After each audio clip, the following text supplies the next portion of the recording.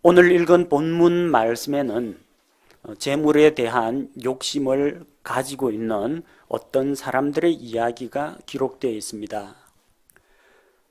형제와 재산을 나누기 원하는 사람이 예수님께 찾아온 사건과 예수님께서 탐욕을 주의하라고 하시면서 예화를 들어준 사건이 기록되어 있습니다.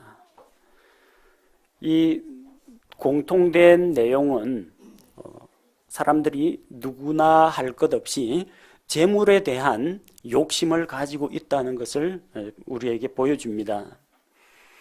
본래 처음에 예수 그리스도의 복음이 선포될 그 당시에는 복음이 주로 가난한 사람들을 중심으로 전파가 되었습니다. 시장에서 장사하는 이런 상인들이나 또 가난한 하층민들, 노예계층 이런 사람들로부터 시작해서 점점 복음이 퍼져나갔습니다. 왜 이런 사람들이 쉽게 복음을 받아들였느냐 하면은 이 세상에 살면서 너무나 가난하고 힘들고 병들고 어려운 삶을 살다 보니까 이 세상에 미련이 없는 겁니다.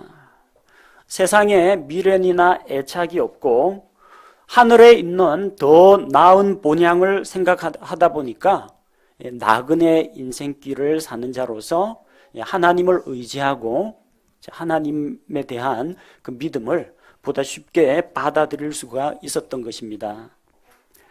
야고보서 2장 5절 말씀에 보니까 내 사랑하는 형제들아 귀를 기울이라 하나님께서 이 세상의 가난한 자들을 택하사 믿음에 부요하게 하시고 또 자신을 사랑하는 자들에게 약속하신 왕국의 상속자들로 삼지 아니하셨느냐.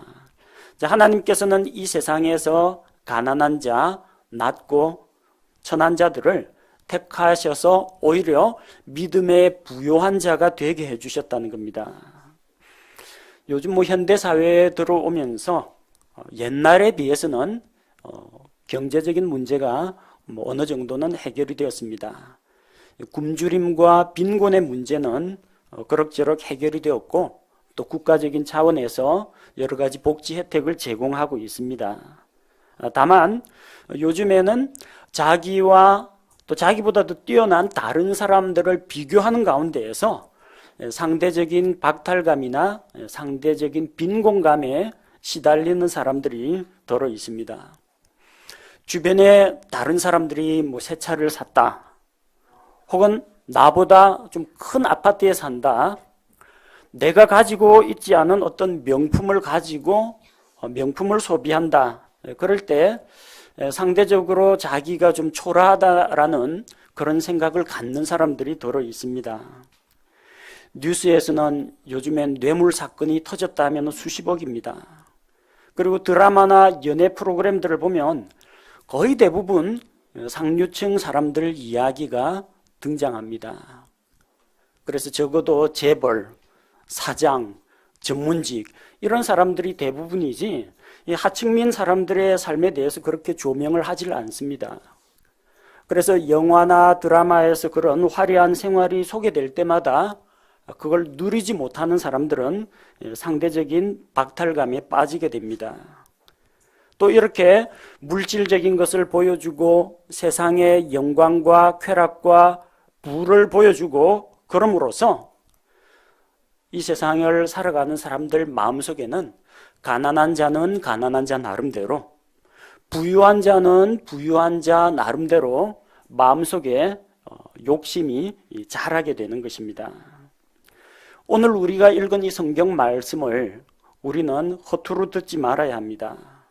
이 말씀을 듣고 우리는 그리스도인으로서 세상에 속한 것들에 대한 탐욕을 품지 말고 하늘에 소망을 두고 하나님 앞에서 하나님께 대하여 부요한 자가 되도록 해야 합니다. 자, 오늘 본문 13절에 보니까 무리 중에 한 사람이 예수님께 나아왔습니다. 그가 예수님을 찾아와서 대뜸하는 이야기가, 선생님, 내 형제에게 말씀하사 그가 나와 상속 재산을 나누게 하소서, 그렇게 이야기를 합니다.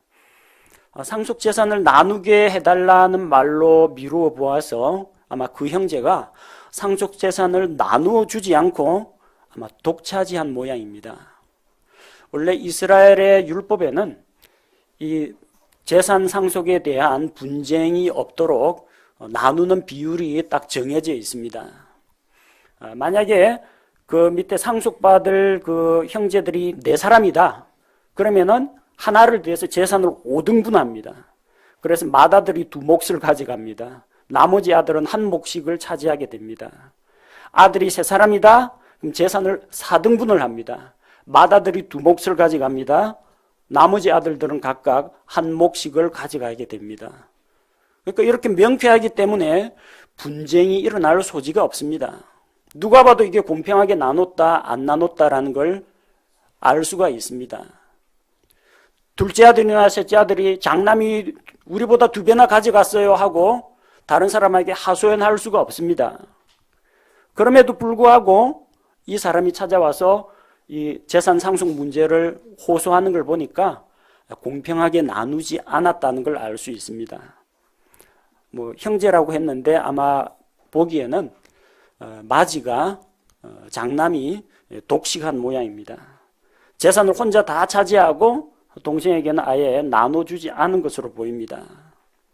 자, 그래서 재산으로 인해서 다툼이 생기자 이 사람은 예수님께 찾아와서 중재를 요청합니다. 예수님은 그들에게 영적인 지도자였고 언제나 말씀을 진리로 가르치시고 특별히 어떤 사람들의 편을 들지 않았기 때문에 예수님에게 나아가면 공정하게 재판을 나눌 수 있을 것이라고 생각했던 것입니다. 재산 분쟁이 왜, 어디에서 비롯됩니까?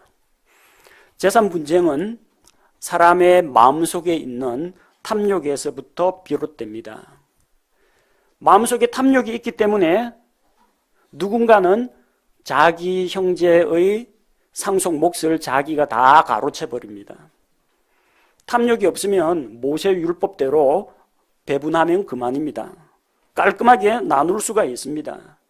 그런데 탐욕 때문에 재산을 독차지하거나 아니면 자기에게 할당된 것보다 더 많은 몫을 가져간다는 겁니다.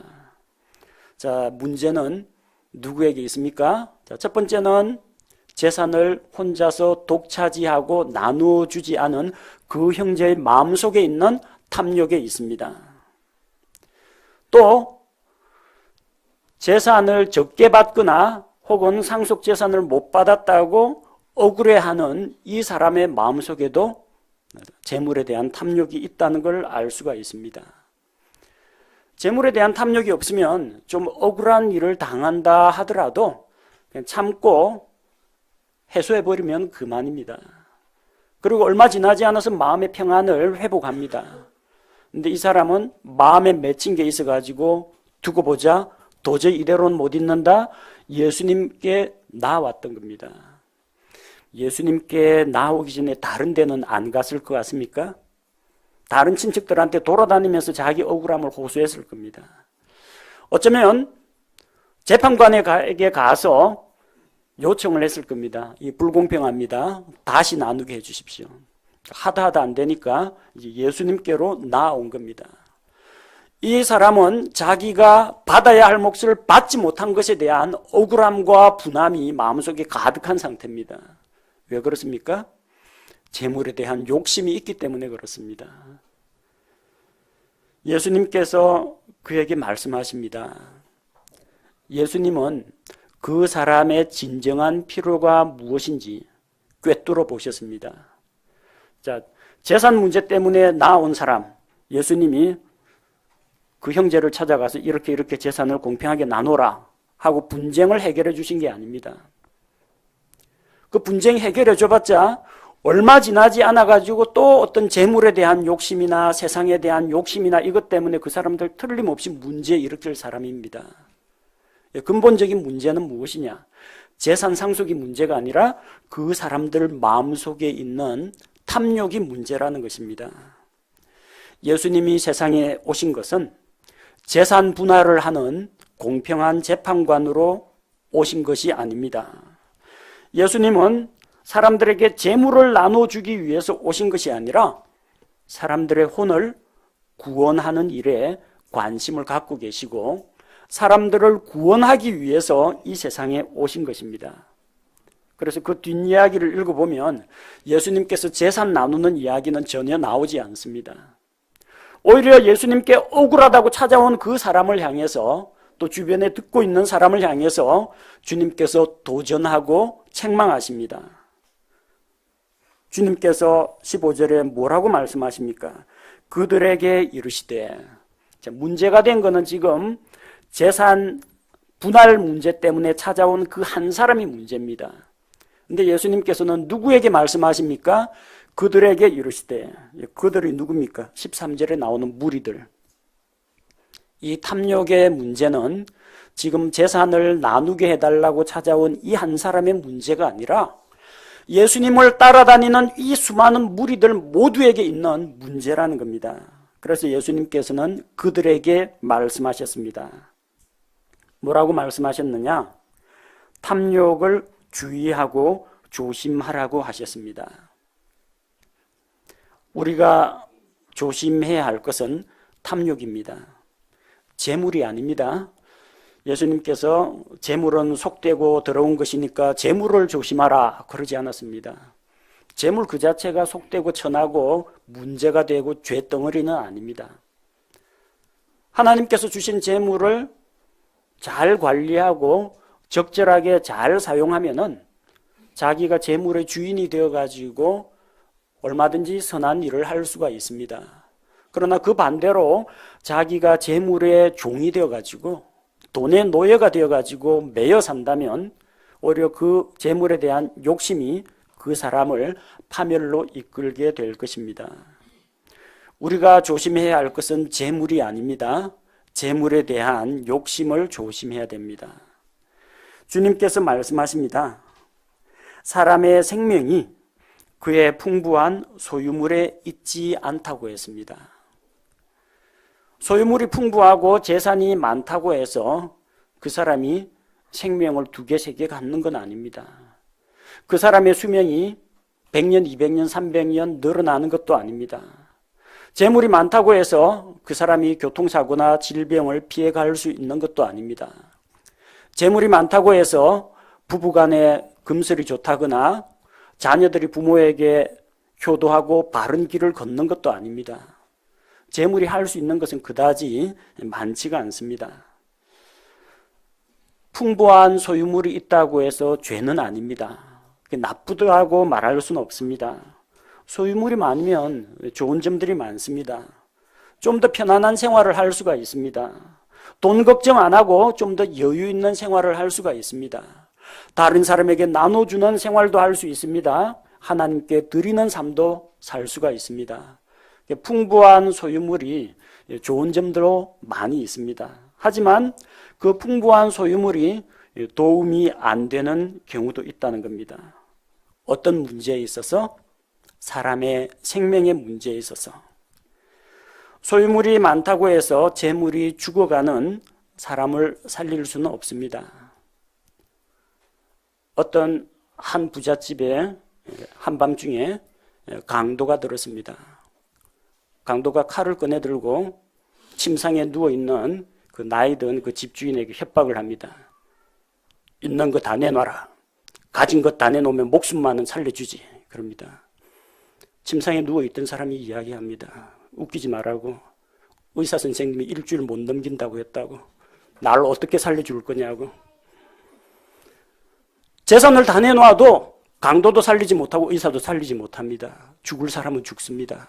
나이가 들어서 죽거나 질병으로 죽거나 사고로 죽거나 갑자기 돌연사하는 경우도 있습니다. 죽음이 재물 많은 사람을 피해가는 것이 아닙니다. 누구에게나 똑같이 죽음은 찾아옵니다. 우리는 풍부한 소유물을 가지고 있다고 해서 자기 생명을 연장시킬 수는 없습니다. 또한 육체의 생명뿐만 아니라 그 재물이 사람의 혼을 구원할 수는 없습니다.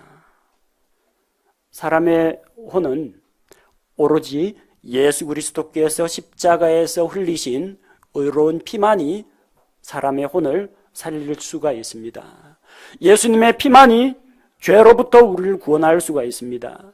예수님의 피만이 우리를 지옥 형벌에서 구출할 수가 있습니다. 예수님의 피만이 우리의 혼을 위해 속량하고 우리를 하나님 앞으로 인도할 수가 있습니다. 그런 면에서 제물은 우리의 이 육체적인 이런 몸을 관리하거나 아니면은 이 세상에서 살아가는데 여러 가지 필요한 것들을 구입하고 서비스를 이용하는 데는 도움이 됩니다만 사람의 본질적인 생명과 우리의 구원하고는 그다지 큰 관계가 없다는 것을 알 수가 있습니다. 우리의 생명을 살리는데 사람을 구원하는데 이 소유물은 크게 기여하지를 못합니다. 그러면서 주님께서 한 가지 비유를 들어서 말씀하십니다. 16절에 보니까 이것은 비유라고 직접 말씀하셨습니다. 그들에게 비유를 말씀하여 이르시되 어떤 부자에 대한 비유입니다. 어떤 부자의 땅이 풍성하게 열매를 냈습니다. 부자는 땅을 가지고 있습니다. 가난한 사람은 부자 밑에서 땅을 빌어다가 소작을 칩니다. 땅 빌려가지고 농사를 짓고 그 땅에서 난 것 가운데 일정 부분을 땅 주인에게 주고 나머지를 자기가 갖습니다. 그 다음 해에 만약에 주인이 땅을 빌려주지 않으면 농사를 짓지 못합니다. 소작하는 사람은, 소작농들은 언제나 불안합니다. 만약에 지주가 자기에게 땅을 불화해주지 않으면, 땅을 빌려주지 않으면 살아갈 수가 없기 때문에. 근데 부자는 그런 걱정 안 합니다. 자기 땅이 있습니다. 땅이 많으면 다른 사람에게 땅을 빌려주기도 합니다. 그 부자의 땅에서 풍성한 열매가 맺혔습니다. 자기 종들을 시켜서 농사를 짓게 하거나 소작농을 시켜서 농사를 짓게 하거나 땅에서 많은 열매를 거두었습니다. 원래부터 부자인데 돈이 돈을 번다는 말도 있듯이 부자가 또 돈을 법니다. 왜? 미천이 되는 땅이 있고 재산이 있기 때문에 그걸 가지고 또 투자를 하면 또 돈을 벌기 마련입니다. 원래부터 부자인데 또 한 해 소출이 좋으니까 더 부자가 됐습니다. 그는 그 해 땅에서 많은 열매를 거두었습니다. 우리가 주목해야 할 것은 부자의 땅이 열매를 내었다는 거고 그가 땅에서 많은 열매를 거두었다는 겁니다. 그가 하늘나라에 무엇을 쌓아두었는지는 전혀 기록이 없습니다. 땅에서 열매를 거두었고 땅에다가 재산을 쌓아놓았다는 이야기입니다. 부자가 되면 아무런 걱정이 없을 것 같죠? 가난한 사람은 가난한 사람 나름대로 걱정과 고민이 있습니다. 부자는 부자 나름대로 걱정과 고민이 있습니다. 가난한 자는 집안에 들여놓을 곡식이 없어가지고 걱정을 합니다. 부자는 곡식이 너무 많아가지고 곡식을 보관할 창고가 없어가지고 고민을 합니다. 행복한 고민입니까? 어쨌든 나름대로 고민이 있습니다. 집안에 재산이 많습니다. 누가 훔쳐갈까 봐 걱정합니다. 가난한 사람은 협박받을 일이 없습니다. 가진 게 없는데 지금보다 더 나빠질 수는 없기 때문에 누가 협박을 하지도 않습니다. 더 이상 잃어버릴 것도 없습니다. 그런데 많이 가진 자, 높은 관직에 있는 자는 혹시나 여기에서 자기가 떨어지게 될까 봐, 가지고 있는 권력이나 지위나 명예를 잃게 될까 봐 걱정을 합니다. 부자도 부자 나름대로 걱정과 고민이 있습니다. 그의 걱정은 뭡니까? 내가 열매를 쌓아둘 곳이 내게 없으니 어찌할까? 설마 부자가 집이나 창고가 없겠습니까?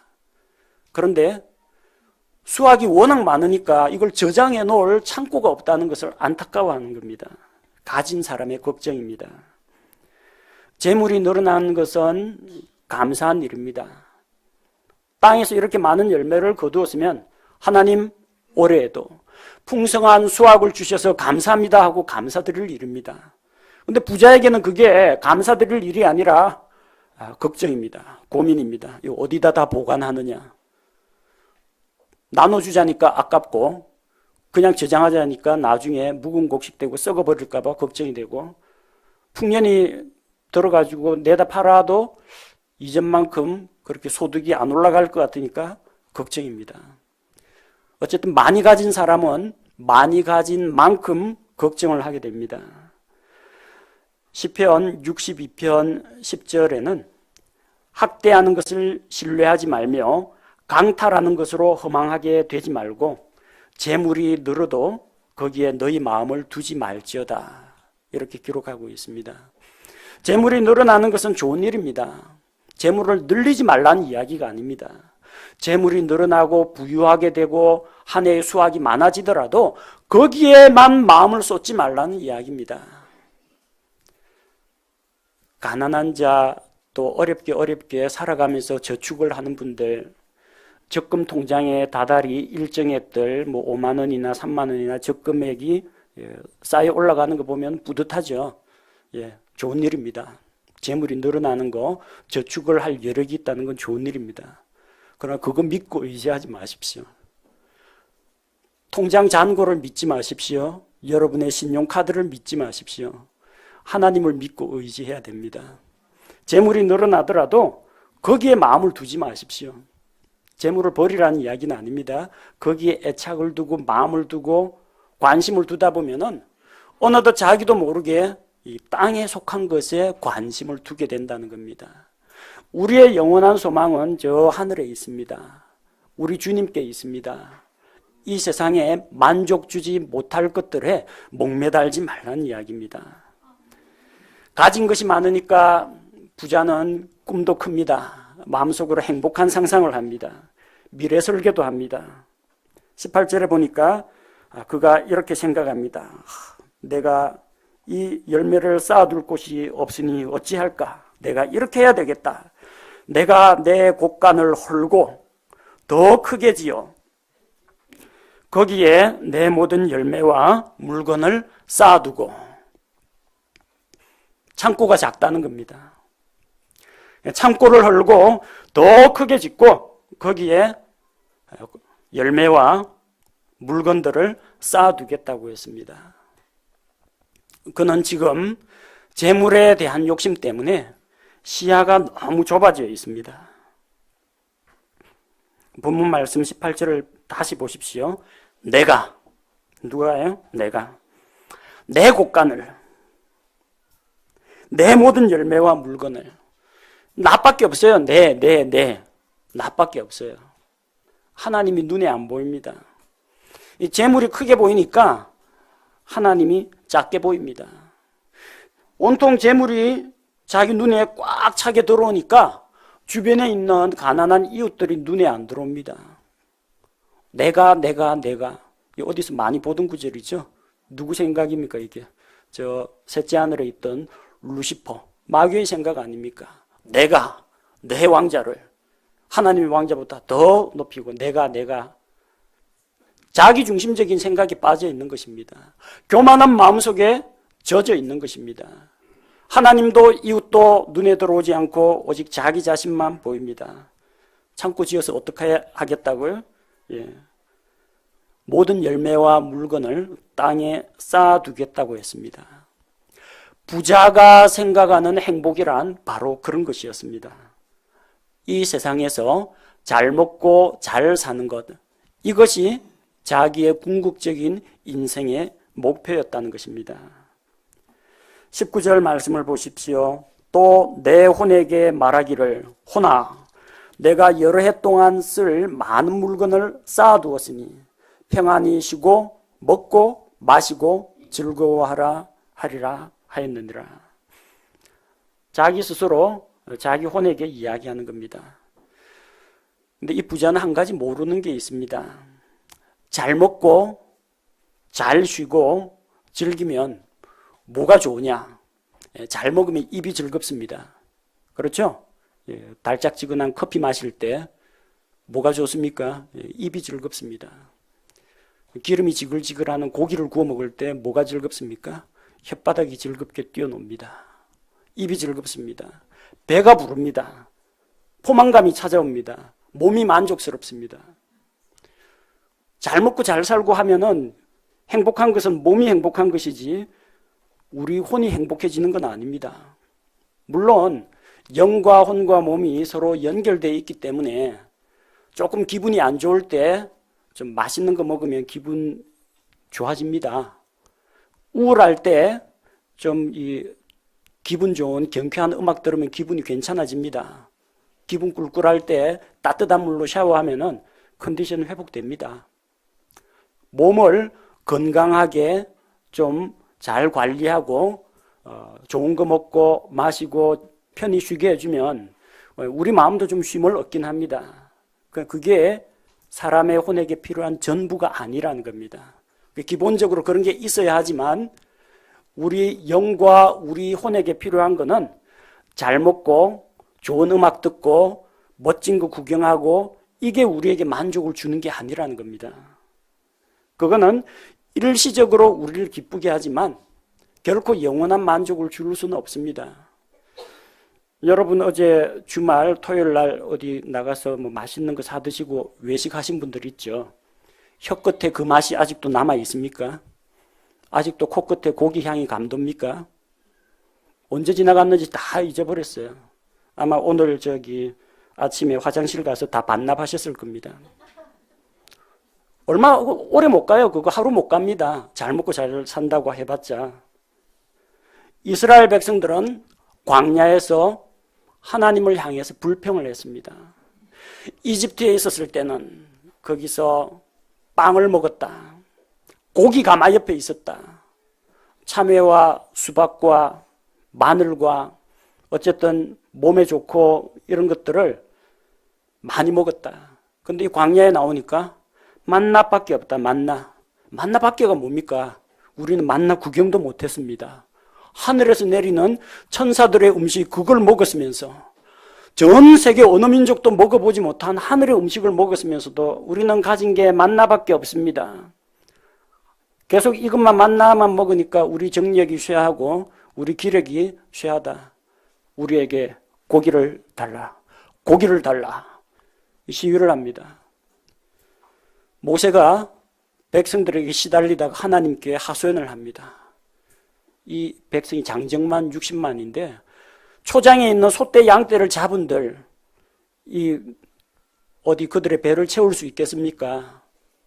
하나님께서 자신의 방법으로 그들에게 고기를 보내주십니다. 그래서 강한 바람을 일으켜서 메추라기 떼를 몰아가지고 각 사람들 장막에 톡톡톡 다 떨어뜨려 줬습니다. 문전 택배까지 해줬습니다. 정신 잃고 쓰러져 있는 메추라기 잡아가지고 멱 따고 털 뽑고 굽고 찌고 삶으면 됩니다. 행복했습니까? 아니요. 행복하지 않았습니다. 고기 씹다가 고기를 삼키기도 전에 하나님의 진노를 받아가지고 죽었습니다. 메추라기 고기 몇 점 씹어가지고 그 달콤한 육즙을 느낄 그 순간에 하나님의 징계에 죽은 사람들 얼마나 억울합니까?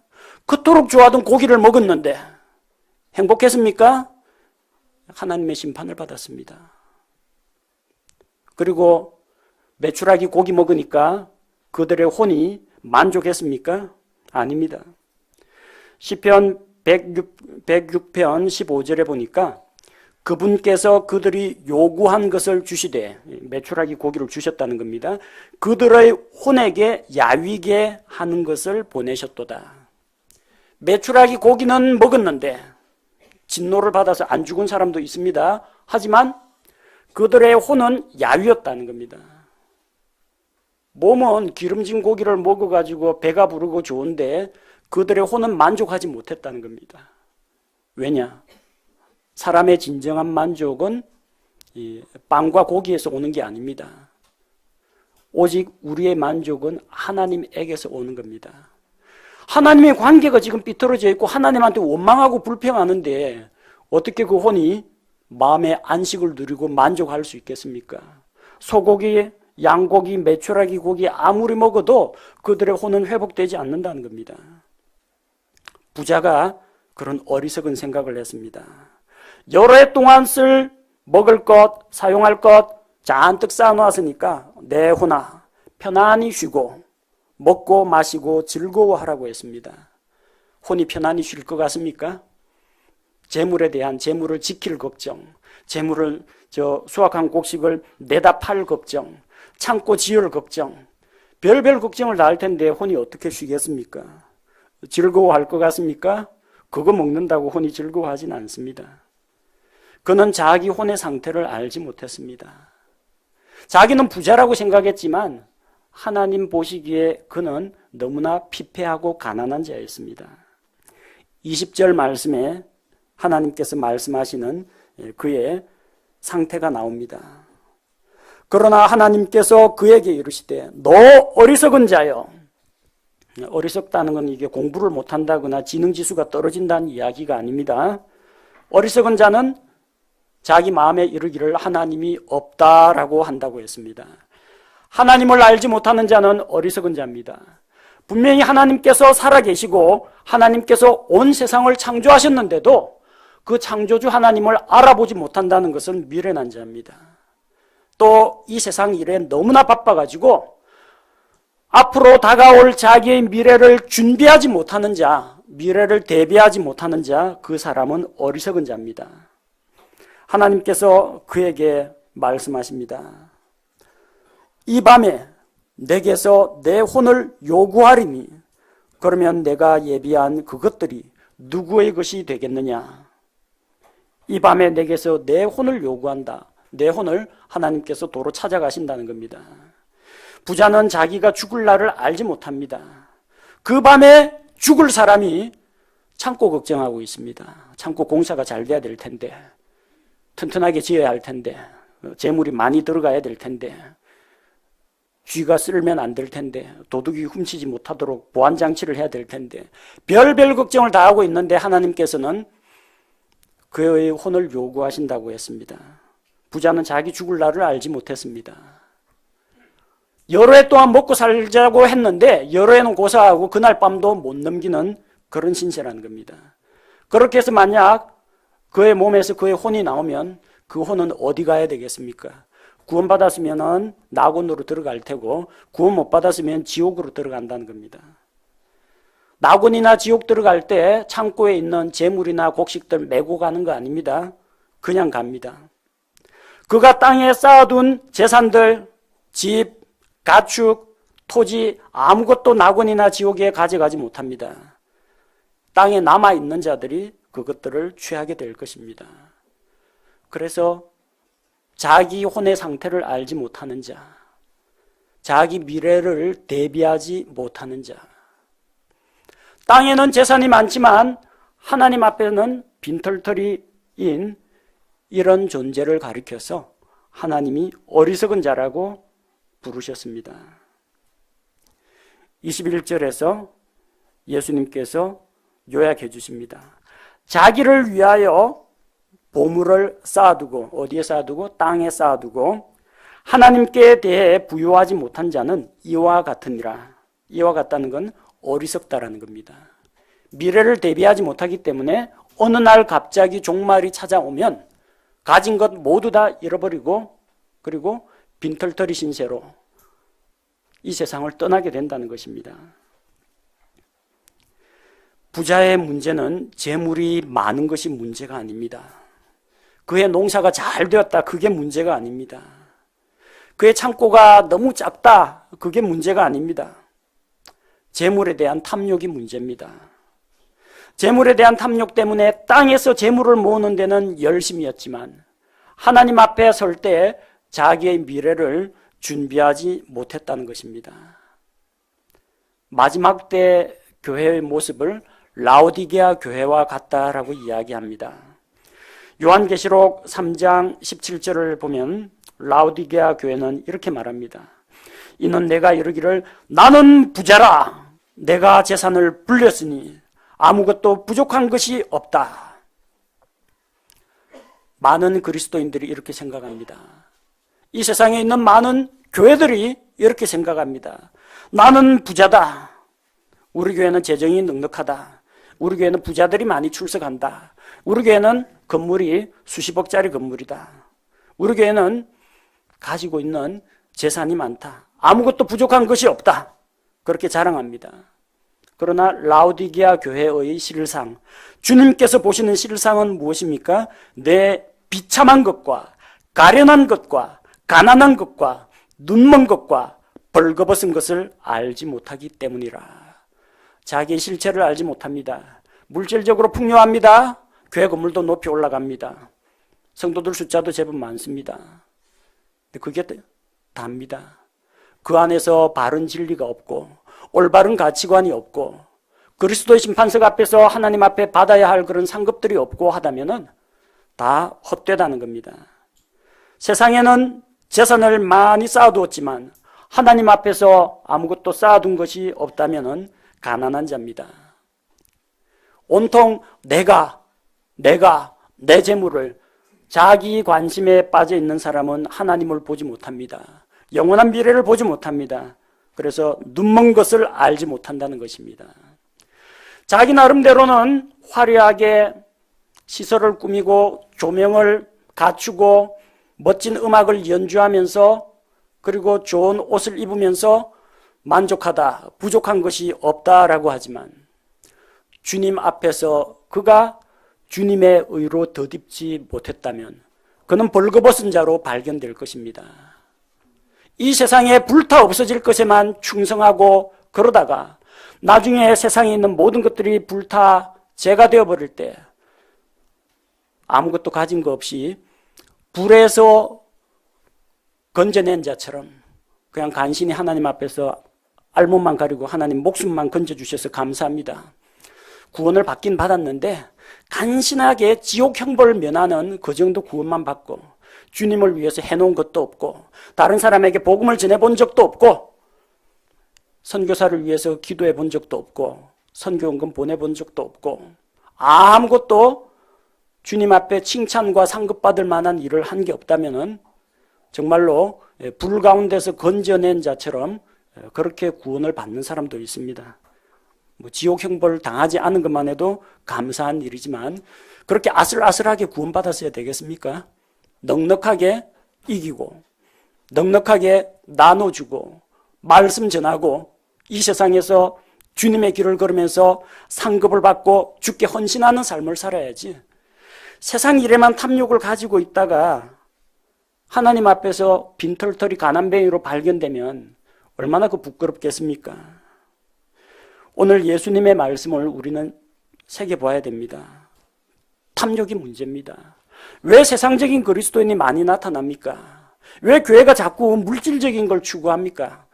다른 거 아닙니다. 목회자가 탐욕스럽기 때문에 그렇습니다. 성도들이 탐욕스럽기 때문에 그렇습니다. 그래서 재물 축복 이런 거 이야기하고 재물 축복 승진 아파트 사는 그런 이야기하면은 아멘을 하지 죄 심판 지옥 형벌 예수 그리스도 십자가 구원하면은 냉담한 게 그런 사람들입니다. 재물에 대한 탐욕이 있는 자는 눈먼 자요 벌거벗은 자요 가난한 자입니다. 저는 재물을 비판하거나 재물이 나쁘다고 이야기하는 것이 아닙니다. 재물이 많은 거는 좋은 겁니다. 문제되는 게 아닙니다. 정당하게 모았으면. 욥도 부자였습니다. 아브라함도 부자였습니다. 문제는 재물이 아니라 재물에 대한 탐욕이 문제입니다. 탐욕은 가난한 자에게도 있고 부자에게도 있습니다. 가난한 자라고 욕심이 없는 게 아닙니다. 부자라고 해서 만족을 누리는 것도 아닙니다. 여기 성경에 나온 자기 형제의 상속 재산까지 싹쓸이해서 가로챈 사람도 탐욕이 있고 재산을 빼앗겼다고 억울하고 분해하면서 어떻게든 집착을 가지고 그걸 되찾아야겠다고 목매달고 있는 사람도 재물에 대한 탐욕에서 벗어나지 못한 사람이요. 또 이 비유에 등장하는 어리석은 부자 역시 탐욕의 문제에 빠져 있는 사람입니다. 탐욕은 사람을 유혹하여 죄에 이르게 합니다. 골로새서 3장 5절은 탐욕이 우상숭배라고 합니다. 그러므로 땅에 있는 너희 지체들을 죽이라. 그것들은 음행과 부정함과 무절제한 애정과 악한 욕정과 탐욕이니 탐욕은 우상숭배니라. 우상숭배는 하나님 아닌 것을 하나님보다 더 높이고 섬기는 것을 우상숭배라고 합니다. 재물을 하나님보다 더 소중하게 여기고 재물을 하나님처럼 섬기면 그게 바로 우상숭배라는 겁니다. 그렇게 탐욕에 사로잡힌 자는 믿음에서 떠나게 됩니다. 디모데전서 6장 10절 말씀을 보면 돈을 사랑함이 모든 악의 뿌리이니 어떤 자들이 돈을 탐내다가 믿음에서 떠나 잘못하고 많은 고통으로 자기를 찔러 꿰뚫었도다. 돈을 사랑하는 이 마음, 그 탐욕이 사람을 믿음에서 떠나게 하고 잘못된 길을 가게 한다는 것입니다. 광야의 이스라엘 백성은 먹을 것에 대한 탐욕을 품다가 죽었습니다. 타락한 대언자 발람은 재물에 대한 탐욕으로 이스라엘을 저주하려고 하다가 결국 자기가 멸망했습니다. 가나안 땅에 들어간 이스라엘 백성 가운데 아간은 여리고 성에서 옷과 은과 금덩어리를 보고 탐욕을 품고 몰래 감추었다가 결국 죽임을 당했습니다. 탐욕은 사람을 믿음에서 떠나게 만들고 그릇된 길로 가게 합니다. 그래서 탐욕을 주의하고 조심해야 합니다. 우리는 이 세상에 태어날 때 아무것도 가지고 오지 않았습니다. 흔히 하는 말로 영어 속담에서 은수푼을 입에 물고 태어난 그런 관용구가 있습니다. 거기서 이제 은수저, 금수저 이야기가 나오는 겁니다. 근데 아무도 제왕절개를 하건 자연 출산을 하건 입에 은수저 물고 태어난 사람은 아무도 없습니다. 다 똑같이 벌거벗은 알몸뚱어리로 태어납니다. 그리고 돌아갈 때도 아무것도 가지고 가지 못합니다. 옛날 우리 조상들은 사람 죽으면 저승 갈 때 배고플 거라고 입에다가 곡식 넣고 입 다물고 염할 때, 그 다음에 저승 갈 때 노잣돈이라고 엽전 같은 것들 관에다 넣어줬지만 그 아무 소용없습니다. 그 못 갖고 갑니다. 낙원으로 가건 지옥으로 가건 세상에 속한 것들 가지고 갈 수가 없습니다. 우리는 빈손으로 왔다가 그냥 빈손으로 갑니다. 그래서 이 세상에서 먹을 것과 입을 것이 있으면 그것으로 만족해야 합니다. 디모데전서 6장 6절에서는 그러나 만족하면서 하나님을 따르는 것은 큰 이득이 되느니라. 많이 가졌으면 그 상태에서 만족을 하시고 내가 가진 게 좀 적다 할지라도 그걸로 만족하고 하나님을 따라가면 그게 이득이 된다는 겁니다. 탐욕을 피하는 그 방법이 만족하는 삶입니다. 왜 탐욕이 생깁니까? 만족을 모르기 때문에, 지칠 줄 모르고 끝없이 욕심을 부리기 때문에 탐욕이 자라나는 겁니다. 만족하고 감사하는 마음을 가지면 탐욕을 피할 수가 있습니다. 미래에 대한 염려 때문에 우리는 욕심을 좀 부립니다. 나 때뿐만 아니라 내 아들, 딸들에게 물려주려고, 혹은 나중에 노후에 벌이가 없어졌을 때 그때 노후 자금으로 모아두려고 계속해서 재물에 대해 관심을 쏟게 됩니다. 그러나 한 가지 믿어야 할 것은 주님께서 우리를 떠나거나 버리시지 않는다는 것을 믿어야 합니다. 히브리서 13장 5절에서 너희의 행실을 탐욕이 없게 하고 너희가 가진 것들로 만족하라. 탐욕을 버리고 만족하라는 겁니다. 그분께서 이르시되 내가 결코 너를 떠나지 아니하고 너를 버리지 아니하리라 하셨느니라. 우리에게는 아버지가 있습니다. 하늘에 계신 아버지가 계십니다. 하늘 창고에 온갖 자원들을 두루 갖추고 풍성하게 갖추고 계신 긍휼이 많으신 하나님 아버지를 두고 있습니다. 그런데 뭐가 그리 걱정입니까? 뭐가 그리 안달입니까? 왜 그렇게 아둥바둥 발버둥 치면서 붙잡으려고만 합니까? 하나님 신뢰하는 마음으로 우리는 만족하는 마음, 감사하는 마음을 가져야 합니다. 세상에 대한 탐욕을 버리고 우리는 하나님께 대해서 부요한 자가 되어야 합니다. 재물이 아니라 하나님을 믿고 신뢰해야 합니다. 디모데전서 6장 17절 말씀에서는 이 세상에서 부유한 자들에게 명하여 그들이 마음을 높이지 말고 확실치 않은 재물을 신뢰하지도 말며 오직 살아계신 하나님 곧 우리에게 모든 것을 풍성히 주사 누리게 하시는 분을 신뢰하게 하고, 부유한 자들에게 하는 말씀입니다. 마음을 높이지 말라고 했습니다. 불확실한 재물에 신뢰를 두지 말라고 했습니다. 살아계신 주 하나님, 우리에게 모든 것을 풍성하게 은혜로 주시는 하나님께 소망을 두고 신뢰를 두어야 합니다. 그리고 우리는 보물을 이 땅이 아니라 하늘에 쌓아두어야 합니다. 우리가 죽을 때 재물을 가지고 갈 수는 없습니다. 그러나 미리 보내놓는 건 가능합니다. 죽을 때 갖고 가는 건 안 되지만 죽기 전에 미리 보내는 건 가능합니다.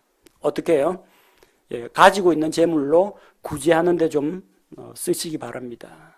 가지고 있는 재물로 전도하는 데 좀 투자해 보시기 바랍니다. 선교 헌금을 한다든지 전도지 사업에다 투자를 한다라든지 복음 전하는 일에 여러분 재물을 쓰시기 바랍니다. 그렇게 나중에 해서 저 하늘에 가면 만날 겁니다. 당신이 그때 뿌려준 전도지 덕분에 제가 구원받았습니다. 혹은 저기 아프리카 사람이 나타나고 여러분 손잡고 고맙다고 할 겁니다. 당신이 어느 선교사님한테 후원을 해줬는데 그 선교사님 통해 갖고 제가 복음 듣고 구원받았습니다. 만나서 반갑습니다. 그런 이 세상에 있는 그런 재물로 여러분은 이제 하늘나라의 많은 친구들을 사귈 수가 있습니다. 마태복음 6장 20절에 오직 너희 자신을 위해 보물을 하늘에 쌓아두라. 거기서는 좀과 녹이 부패시키지 아니하며 거기서는 도둑들이 뚫지도 훔치지도 못하느니라. 부자는 땅에서 많은 것을 수확하고 땅에다가 창고를 짓고 많은 것을 쌓아두고자 했습니다. 누가 나중에 훔쳐갑니다. 자기 죽으면 다른 사람들이 다 가져갑니다. 써보지도 못하고.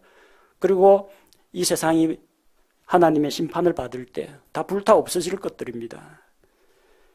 그래서 우리는 소망을 하늘에 두는 것처럼 하늘에 재물을 쌓아둬야 합니다. 내 보물 있는 그곳에 내 마음도 있다고 했습니다. 땅에 보물을 쌓아두면 땅에 관심이 갑니다. 보물을 하늘에 쌓아두면 우리 관심이 하늘에 가게 됩니다. 재물이 많은 분도 있고 적은 분도 있습니다. 그러나 재물의 많고 적음과는 관계없이 하나님 앞에서 부요한 자가 되어야 합니다. 요한계시록 2장 9절에는 서머나 교회의 이야기가 나옵니다. 그 교회를 향해서 주님께서 말씀하십니다. 내가 내 행위와 환난과 궁핍을 알며 그러나 내가 부유하도다. 이 서머나 교회는 로마 제국으로부터 엄청난 신앙적인 핍박을 받았습니다. 가진 것들을 빼앗기기도 하고 감옥에 갇히기도 하고 붙잡혀가지고 매를 맞기도 하고 화형당하기도 하고 핍박을 많이 받았습니다. 그래서 그들은 이 세상에서는 가난했습니다. 내 행위와 환난과 궁핍을 안다고 했습니다. 궁핍이 뭡니까? 가난하다는 이야기죠. 그러나 내가 부유하도다. 그들은 하나님 앞에서는 부유한 자들이었습니다. 세상에서는 가난하고 핍박받고 어렵게 살았지만 하나님 앞에서는 회개장부에 자기들이 쌓아놓은 것들이 가득했습니다. 누가 하나님 앞에서 부유한 자입니까? 예수 그리스도를 소유한 자는 하나님 앞에서 부유한 자입니다. 그리고 그리스도의 심판석에서 회개 보고할 때 주님 앞에 보여드릴 삶의 열매가 회개장부에 가득한 자는 주님께서 주신 그런 은사를 가지고 섬기는 일에 이렇게 사용했습니다. 주님이 주신 건강으로 열심히 발로 뛰면서 이렇게 복음 전해서 사람들을 구원했습니다. 주님이 맡겨주신 그 재물로 나눠주는 데 사용했습니다. 복음 전도 사역에 사용했습니다. 그걸 가지고 하나님 선한 열매를 이만큼 맺었습니다. 주님 앞에 결산 보고할 때 회개장부 내보여야 합니다. 그때 삶의 열매가 있는 자, 하나님 앞에서 회개 보고 결산 보고할 거리가 있는 자들은 진정으로 부유한 자입니다. 비록 이 세상에서 우리가 어렵고 가난하게 산다 할지라도 또 병든 몸을 이끌고 살아간다고 할지라도 다른 세상 사람들처럼 많은 것을 누리지 못한다고 할지라도 부러워하거나 억울해하거나 낙심할 필요가 없습니다. 우리의 소망은 저 영원한 미래에 있습니다. 저 하늘에 있습니다. 우리 주님께 소망이 있습니다. 그리스도를 마음 가운데 모시고 주님 앞에 서는 날 주님 앞에 당당하게 결산 보고할 수 있도록 하나님께 부요한 성도들이 되시기 바랍니다.